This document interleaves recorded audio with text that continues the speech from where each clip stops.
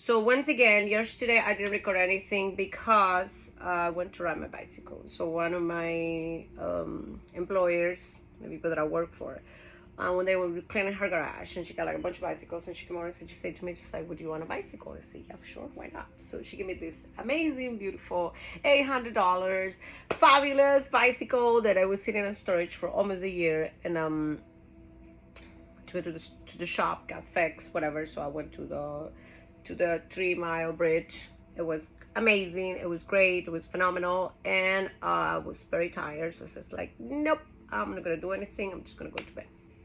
So today, I'm going to tell you about what happened that on Famous Weekend. So anyways, I went with this guy, right? The guy who broke my heart, whatever, to Manuel Antonio, which Manuel Antonio, Costa Rica, everybody knows it. It's absolutely beautiful. Those fucking monkeys are something else.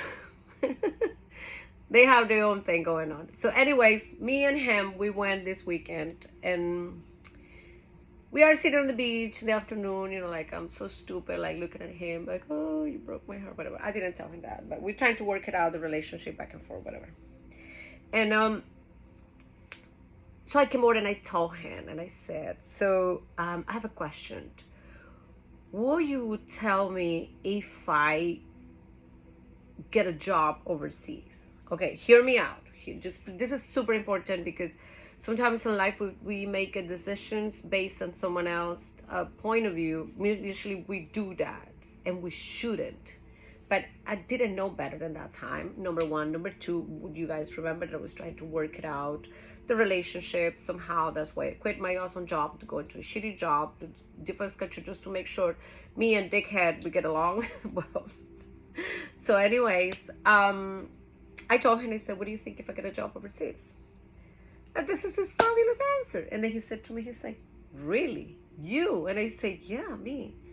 So what do you say to me? Stay, leave, go, stay with me, we want to work it out, whatever. This is what he said to me. Oh my God, I love this dude. I swear, I love him. So he came over and he said to me, he's like, number one, you're not going to get hired overseas. Number two, if you that happen, I would say, get the fuck out of here. You have no future with me. I mean, I don't see myself having a future with you. That's what he told me. I was like, whoa, that right there. I mean, I'm talking about like completely, masochist person. That was me at that time. First of all, cheat on me, treat me like shit. Number two, he just like completely destroy me and emotionally.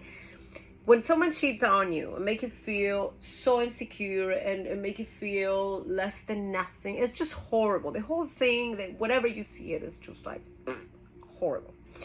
So anyways, I was like, okay, end of the subject. I didn't tell him, you know what, apply for this company or whatever. I didn't say a word. Thank God I didn't say anything.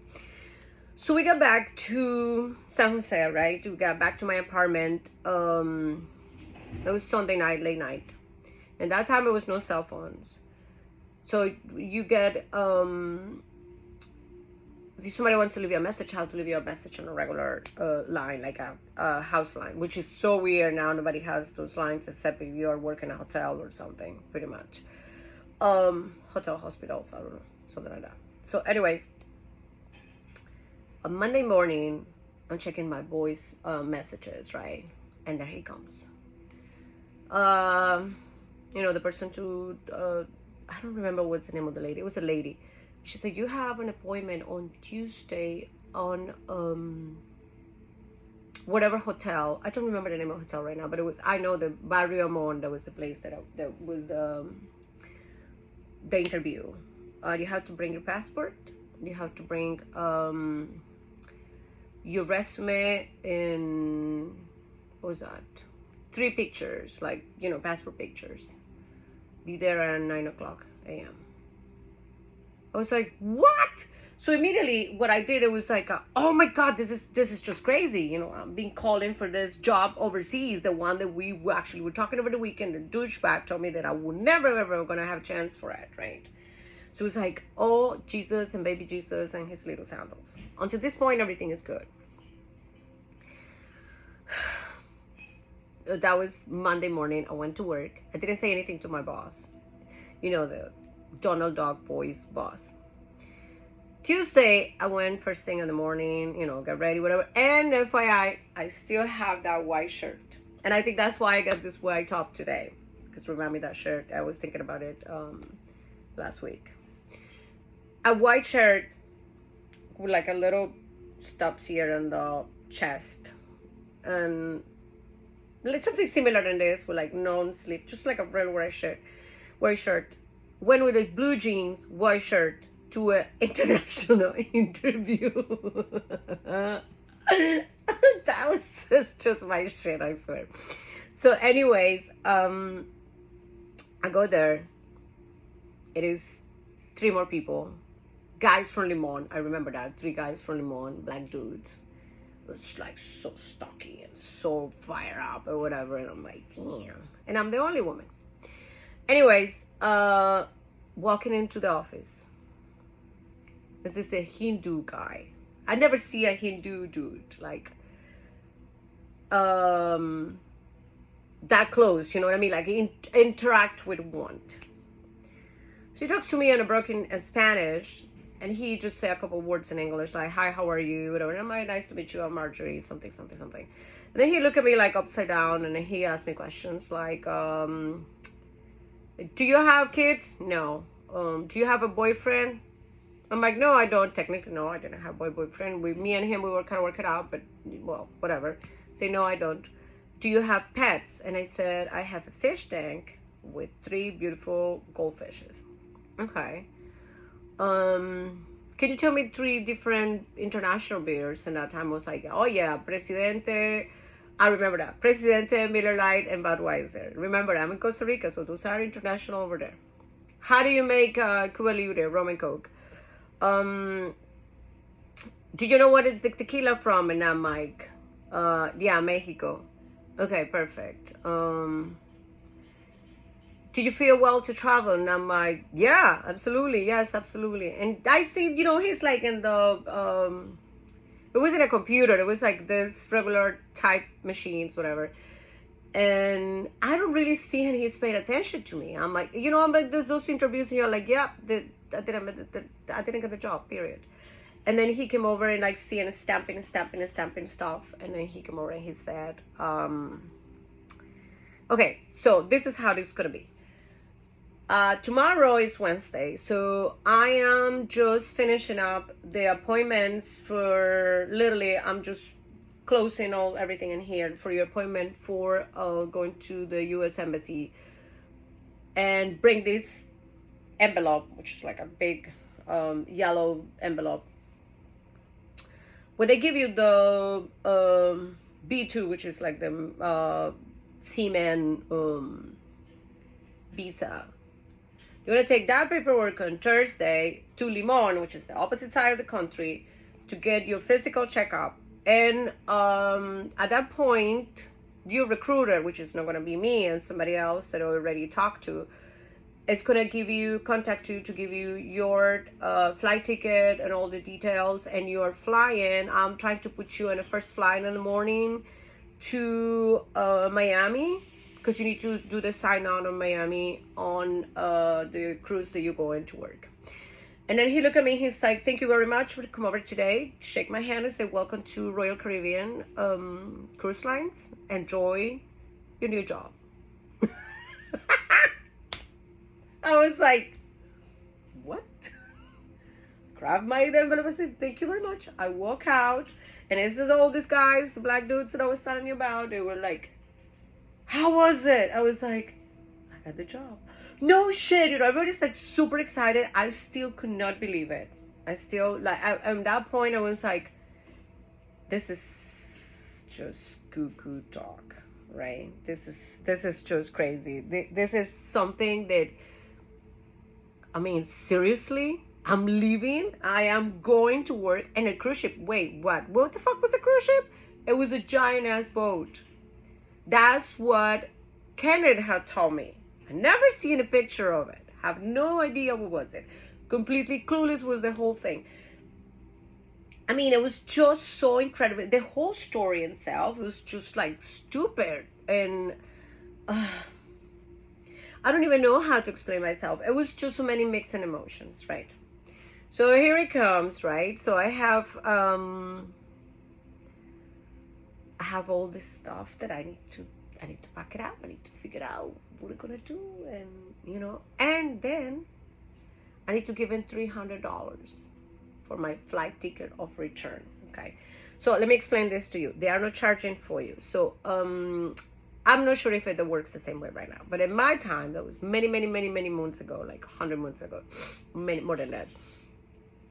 They ask you for your return flight ticket.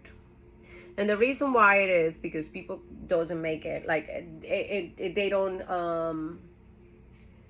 survive the job, because you need to understand you're gonna leave your family behind. I mean, it's so many things. It's just like going to, I would say, equals going to the army in a foreigner country or something. So the company didn't want to lose any more money to send back people, whatever they don't feel, whenever they get like a homesick or whatever. So you have to pay your own ticket. If you make it through the 6 months, they will return the money to you, and then they will pay the ticket back and forth. Plus, you already got money at that time. No loaded, but you should have some cash. Okay. All right. So that was Tuesday. And my interview was early in the morning. There she goes. And I'm thinking, I said, where am I going to get this money? $300, right?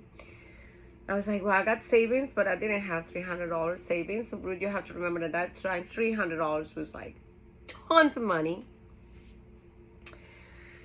So I was like, you know what? I want to tell my manager, because now I need to talk to Donald Duck, my manager, about it. So I came over and I told him, and then he said, oh, Marjorie, you are living the same thing as Kenneth. And I'm like, yeah. He looked at me, he's like, it's a shame because I really like you. And I'm like, I like you too, but it's opportunity, so and so and so and so. And then he's like, you know what? It's not in my power to stop you, and you always have your job whenever you want to come back. And not only that, I'm going to help you out with your flight ticket, which is he just gave me a part of my, was the time, like the money they should have for the time when I was working for him. Damn. At this point, I'm like, oh, what? So I cannot tell anybody about this. Why I cannot tell everybody about this? Well, first of all, number one, I never thought they were going to call me. Number two, they don't want to believe me. And number three, this is the best part ever. How the fuck am I going to tell my mom this? What do I going to say to my mom?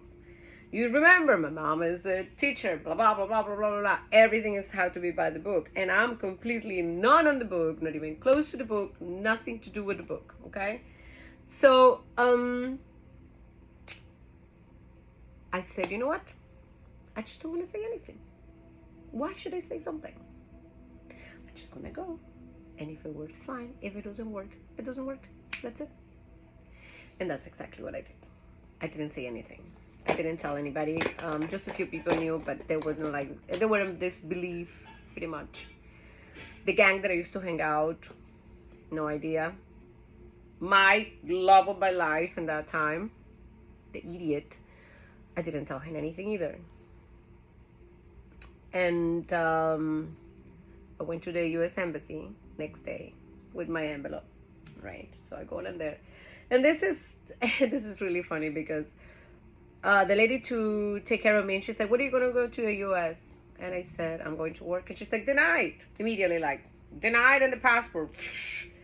And I was like, well, I hear you that is denied, but can you just explain this? Because they gave me this envelope.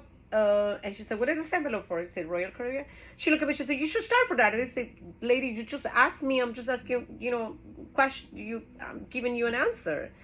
She's like, never mind. So she grabbed the thing, looked it up, and it was like, scratch the denied part. I still have the passport, by the way. Approve, stamp it, out. Got the US, the B2 visa. Next day going to Limon to get my checkup. They do a drug test, they do body checkup. Flying colors, boom, boom, boom, go.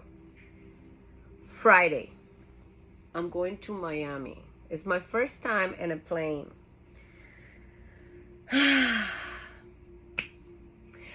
going to tell you what happened on that plane. And the next chapter, which is, I'm sorry, this chapter is so short, but I got to go to work. If I can do it later, I promise I will. I just did this because it's so quickly. And if, you know, procrastination is when you don't do stuff. And I need to get it done once a week. So this time, this is my second week. I'm going to do twice a week, short ones, and I just told the whole story. So remember, Friday, and I'm going to the plane. All right? Peace out.